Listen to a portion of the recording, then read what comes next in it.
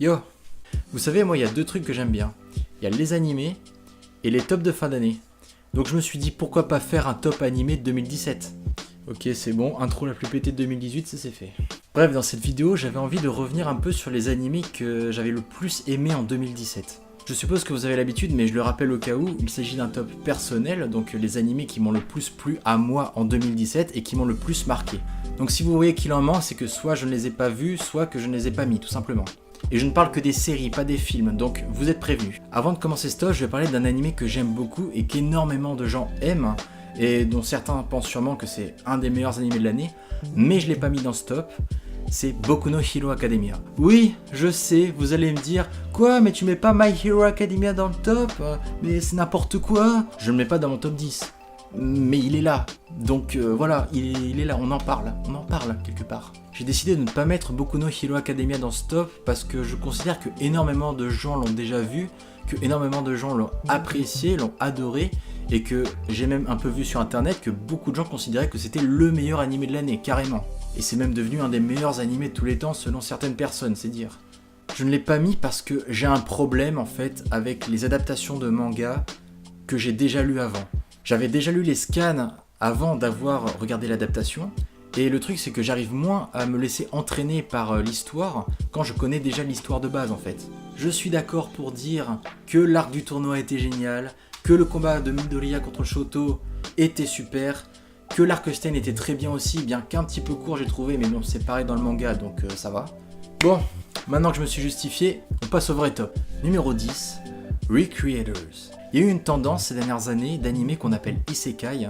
Un anime Isekai, c'est quand on a un personnage de notre monde qui est transporté dans un autre monde. Et bien Recreators, c'est l'inverse en fait. On a des personnages de fiction qui sont transportés dans notre monde à nous, avec toutes les conséquences que ça implique. Globalement, l'animé est très bien réalisé, que ce soit au niveau de l'animation qui est maîtrisée, que de la musique qui est mémorable. Normal quand on sait que la musique a été composée par Hiroki Sawano, qui a déjà été à la base de la musique de Shingeki no Kyojin, entre autres. Personnellement, je l'appelle le Hans Zimmer des animés. Je trouve que ce nom lui va bien. Le studio qui produit cet animé est le studio Troika, et c'est encore un jeune studio qui a encore peu d'animés à son actif, donc c'est quand même un impressionnant tour de force. L'animé aborde différents thèmes assez intéressants comme le pouvoir de la création, l'influence qu'elle a sur les auteurs et les fans, et le pouvoir de ces fans sur les œuvres en elles-mêmes. Ajoutez le fait que l'animé s'étale sur 2 saisons avec 22 épisodes, et vous avez un animé très sympa. Voilà. Numéro 9, Kobayashi Sanchi no Dragon Maid. Cet animé est devenu un mème à ce niveau-là. C'est fou à quel point il a marqué internet quand il est sorti.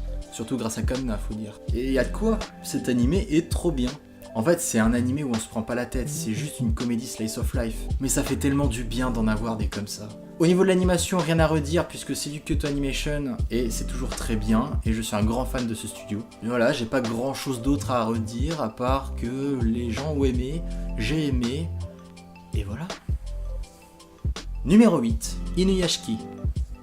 Inuyashiki, c'est l'adaptation du manga Last Hero Inuyashiki, du même auteur que Gantz. C'est l'anime qui m'a le plus ému cette année, je pense. Cette histoire avec ce vieil homme qui est atteint d'un cancer et qui se voit octroyer une seconde chance qui lui permet de sauver des vies, j'ai trouvé ça vraiment touchant. C'est un anime qui nous parle de ce qui fait de nous des humains. Est-ce qu'on est encore humain après avoir été changé en machine? Les conséquences qu'implique un grand pouvoir, qui est un thème qui revient souvent quand on parle de super-héros. L'animation est une espèce de mélange entre la 2D et la 3D. La 3D qui est surtout utilisée dans les passages où les personnages se transforment en machines et dans les scènes d'action, mais qui passe pas toujours bien, je trouve, surtout dans la scène finale où les personnages virevoltent un peu dans la ville, où la 3D est ici un peu médiocre. Tu sens qu'il y a un truc qui va pas quand tu regardes ça.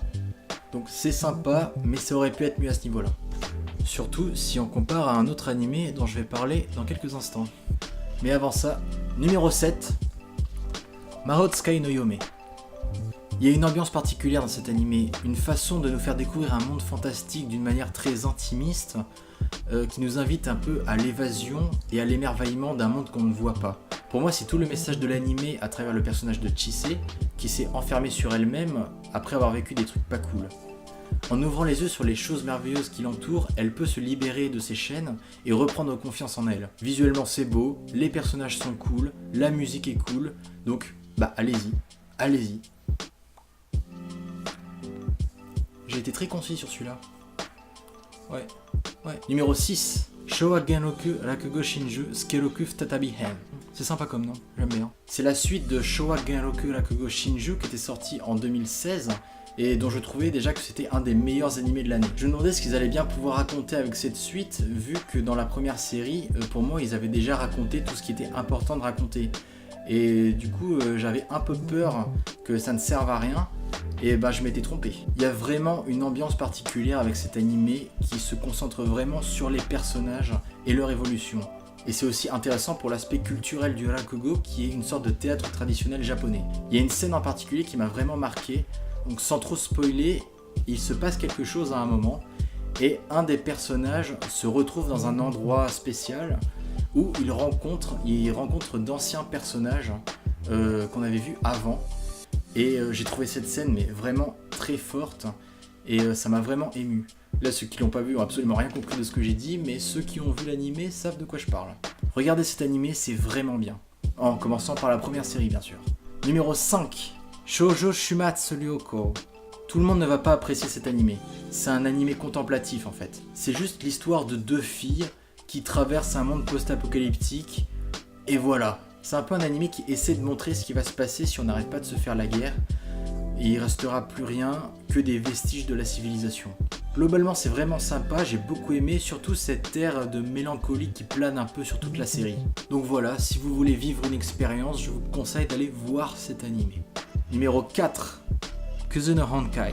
Kuzuno Honkai m'a vraiment plu déjà pour son traitement de la romance. Dans les animés, on a souvent le droit à des histoires d'amour qui vont pas bien loin, avec des personnages qui rougissent à n'importe quel truc, et avec des tensions amoureuses un peu gentilles, mignonnes on va dire. Là non, c'est pas du tout ça.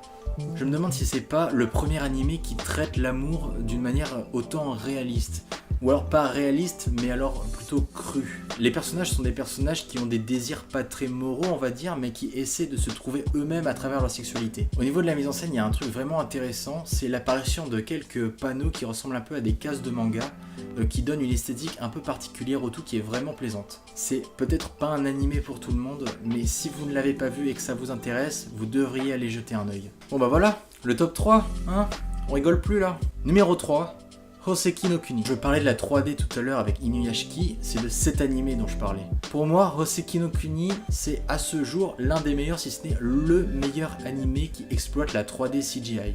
Tout est maîtrisé du début à la fin et ça permet de faire des mouvements de caméra intéressants et dynamiques, surtout dans les phases d'action et les phases où les personnages bougent beaucoup en fait. Mais il n'y a pas que la réalisation qui est réussie, il y a tout l'univers qui est autour qui est hyper intéressant. Et les couleurs qui sont vraiment très marquées. Normal quand les personnages sont eux-mêmes des joyaux. Le personnage principal a un développement vraiment intéressant aussi, même si je trouve qu'il est un peu rapide, mais ça reste vraiment quand même super cool. Et voilà, il n'y a plus qu'à espérer qu'il y ait une suite pour cette histoire. Numéro 2, Shingeki no Kyojin Season 2. Je précise que c'est pas parce qu'un animé est populaire qu'il est forcément mauvais ou surcoté, et c'est surtout pas le cas de Shingeki no Kyojin. Est-ce que ça valait la peine d'attendre 4 ans pour ça ? Oui. J'ai adoré chaque épisode, presque tous les épisodes de l'animé avaient quelque chose d'intéressant à proposer et qui te faisait faire une tête du genre. Ah ouais. Bon, je vais reprendre un peu du début. Déjà, au niveau de l'animation et de la musique, c'est toujours aussi maîtrisé qu'avant, surtout dans certaines scènes qui te prennent vraiment. Rien que l'épisode 6 est un bijou de mise en scène, de scénario et de musique. Aussi composé par Hiroyuki Sawano, dont je parlais avec Recreators du coup. Le ton général de cette saison 2 est un peu différent de ce qu'on avait dans la première série.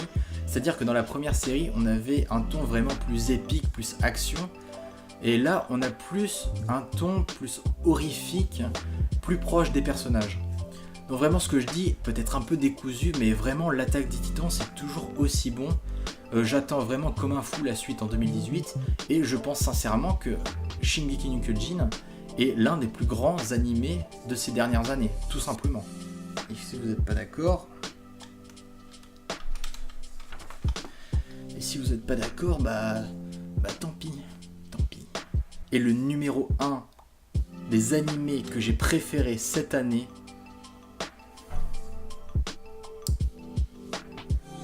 Made in Abyss. Il y a beaucoup de choses à dire ce Made in Abyss. Vraiment. Il y a quelque chose d'envoûtant avec cette série, que ce soit au niveau de la forme ou du fond. En fait, il y a énormément de choses qui m'impressionnent dans cet animé, à commencer par l'animation qui est vraiment très plaisante. On est face à un monde beau, original, avec plein d'idées intéressantes. Le chara design est vraiment original avec ses personnages un peu enfantins, mais qui cachent quelque chose de bien plus grand que ça. Il faut pas se laisser avoir parce qu'à la base, c'est tiré d'un manga seinen, donc qui est plutôt destiné aux adultes ou au moins aux jeunes adultes. L'univers est bien plus profond qu'il n'y paraît. J'ai l'impression que cet animé a réussi à créer sa propre mythologie, un peu à la One Piece. Ouais, je comparais Made in Abyss et One Piece. Je suis un fou. Je pense à une scène où les deux personnages grimpent en hauteur avant que le soleil ne se lève, et là le soleil se lève et révèle l'abysse, qui est l'élément central de l'intrigue, avec l'animation et surtout la musique. La musique a été composée par Kevin Penkin, qui est un compositeur australien, donc déjà rien que ça c'est fou, qui nous délivre des compositions sublimes tout du long. J'aimerais parler des personnages aussi qui sont super attachants, du potentiel de l'histoire avec la suite qui a déjà été annoncée d'ailleurs. Je crois que je vais m'arrêter là. Ouais, s'il y a un truc que vous devez retenir de cette vidéo, c'est aller voir Made in Abyss. Voilà. Et aussi tous les autres animés qui sont dans ce top, parce qu'ils sont tous cool quand même. Et voilà, c'était mon top des meilleurs animés de 2017, j'espère qu'il vous aura plu. Il y a évidemment d'autres animés que j'ai aimés cette année, mais j'ai pas pu tous les mettre parce que voilà, il n'y a que 10 places. Dites-moi dans les commentaires quels ont été vos animés préférés de 2017. Vous pouvez aussi me suivre sur Twitter, et on se retrouve pour la prochaine vidéo. Matane! Numéro 10. Recreators. Creators. Ok. Recreators.